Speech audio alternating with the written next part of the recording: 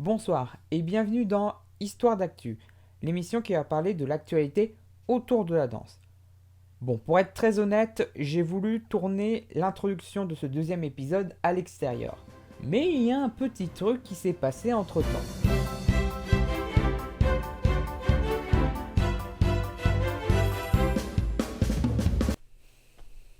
La vie, c'est ça. De toute façon, vous inquiétez pas, les prochaines grosses vidéos vont arriver tant que les conditions sanitaires vont le permettre. Et nous, pendant ce temps-là, on va continuer ce format d'actualité. Et d'ailleurs, c'est parti pour le deuxième épisode.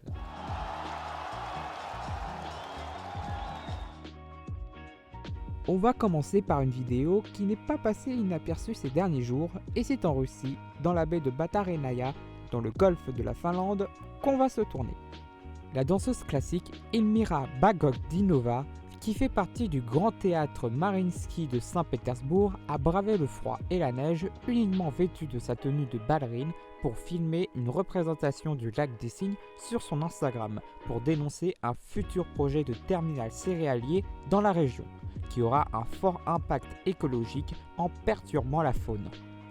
Sûrement un clin d'œil aux cygnes qui viennent s'y migrer au milieu du printemps et aux nombreux hashtags sous le post qui essayent d'alerter l'association Greenpeace en Russie. On peut voir sous le post un endroit unique où nichent et éclosent des cygnes, les chênes et les pins centenaires. Des gens veulent juste gâcher le week-end de beaucoup de familles. Plusieurs de ses partenaires de danse ont déjà relayé l'information et une pétition est d'ailleurs disponible. Et à l'heure où je vous parle, elle a déjà récolté plus de 7100 signatures. Sauf que les travaux ont déjà débuté depuis mai 2020 avec la construction du site de production puis du fameux terminal céréalier qui se terminera en 2024. On gardera un œil pour savoir si cela suffira à faire prendre conscience de la situation au président russe. On reste dans le domaine de la danse classique avec une autre nouvelle moins réjouissante. Patrick Dupont, ex-danseur étoile, est décédé ce vendredi 5 mars à la suite d'une maladie qu'il avait depuis quelques mois qui aura été fatale. Ce danseur était bien plus connu que ses compères, notamment après plusieurs passages au cinéma dans les années 80 et 90. Il aura gagné les échelons de l'Opéra de Paris jusqu'au Graal de danseur étoile qu'il gardera pendant 30 longues années avant d'être renvoyé par la nouvelle direction pour son insoumission et son indiscipline. Une période de solitude et assez sombre avec un accident de voiture qui aura laissé des séquelles avec plus de 130 fractures. Mais il réussira à revenir sur les planches après une très longue rééducation.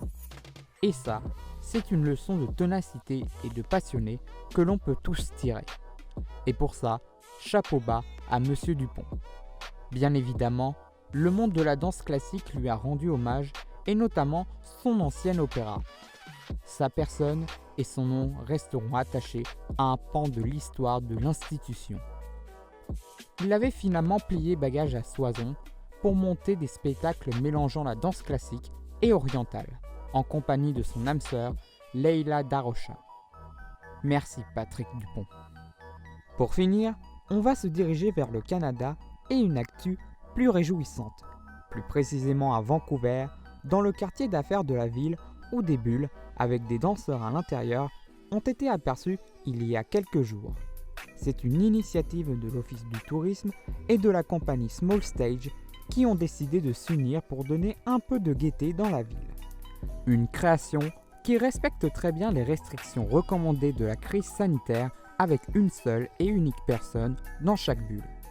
Une sécurité garantie pour chaque danseur, comme le décrit sa créatrice, Julie-Anne Saroyan.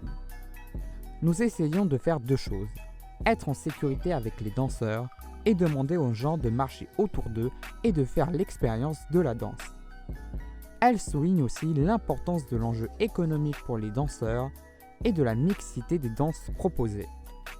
Ce sont des danseurs locaux, ils proposent de la danse orientale, du flamenco, de la danse chinoise et du contemporain.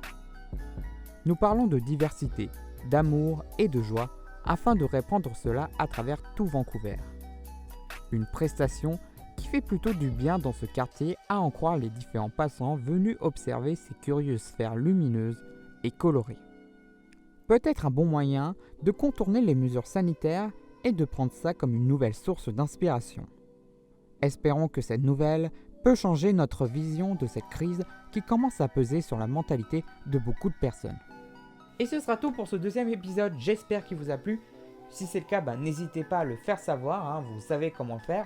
Et surtout, n'hésitez pas à commenter la vidéo pour savoir ce qu'il y a à améliorer sur ce format. Et quant à nous, on se retrouvera très prochainement pour une autre histoire d'actu, ou tout simplement pour une autre histoire. Ciao!